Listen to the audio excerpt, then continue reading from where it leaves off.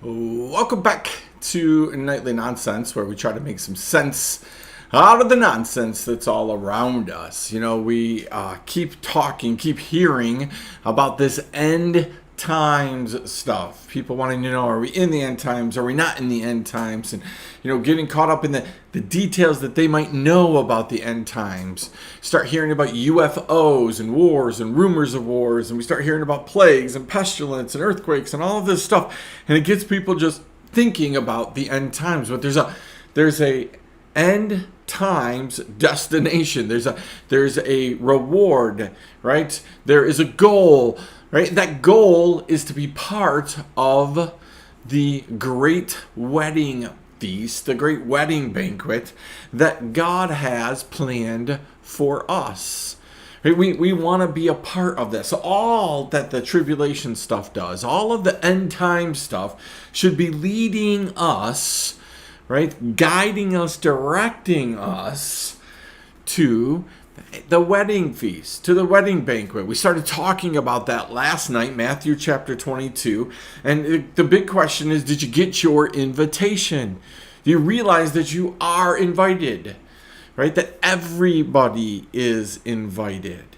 But did you say no to the invitation? Right?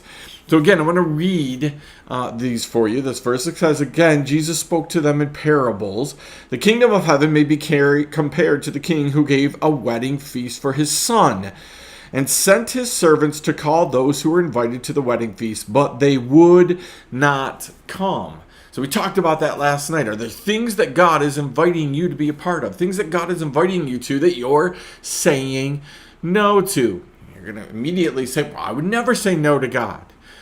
Right, I was talking to a bunch of people yesterday, and it came up. Like, this is the reason why we want to work for God, not with God.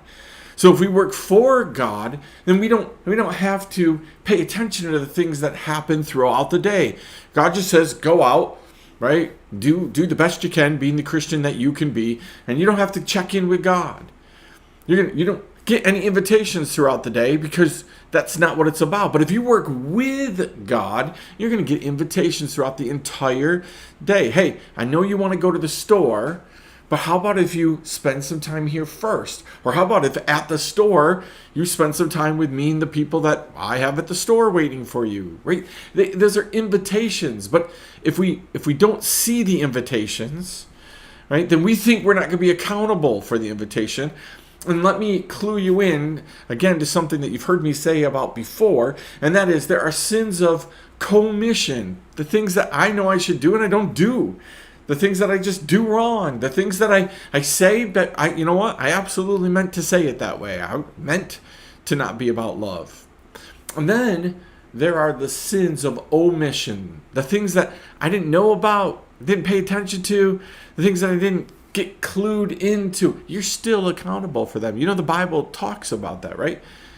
You're still accountable for the invitations that are being sent to you that are going to junk mail, going to spam, right? That you think are for somebody else. You know, that moment where you're sitting in church and you know the Holy Spirit is convicting you to give towards something, be a part of something, go sign up for something, whatever it is. And you just keep thinking about somebody else who would do a much better job at it. Right? That's their job. I don't want to step on their toes. That's what they should be doing.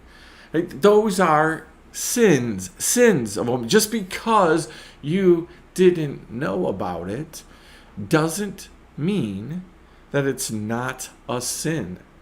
That is super important for you and I to wrap our heads around. These people said no. In this case, they knew exactly, right, who was getting married. They knew exactly what it was about, and they said, no, we don't want to come. Look at verse 4 with me, because it says, again, he sent other servants saying, tell those who are invited, see, I prepared my dinner, my ox and my fat calves have been slaughtered, and everything is ready. Come to the wedding feast. So these people get another chance and another chance. You know those times where somebody tells you something and you're like, oh yeah, that's just them. But then somebody that you trust a little more comes and says, hey, maybe you should think about this, pray about this, do this. You still blow it off. right? You still say, yeah, no, I don't think so. Yep, that's not for me. Right? Again, you're invited to partake in what God has for you. But if we keep making excuses for it, right, we're going to miss out.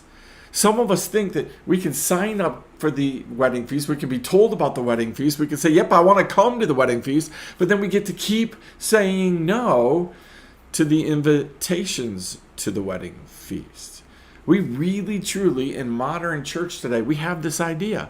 God has no interest in you just going to church. I hate to burst anybody's bubble, and you can put all the comments you want down below, and there is no truth in that.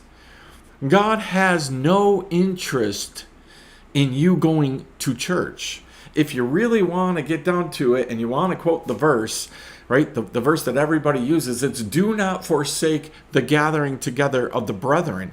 That means you have to be part of that. You have to gather together and be part of what's going on. Not just show up at a building, sit in a pew, and get credit for attendance. You actually have to participate. In all of my college courses, there was attendance, but you also got graded on your participation. Did you actually participate in the class, or did you just attend it? So are you participating on a Sunday morning, or are you just attending Sunday mornings? That's super important for you and I to wrap our heads around, right?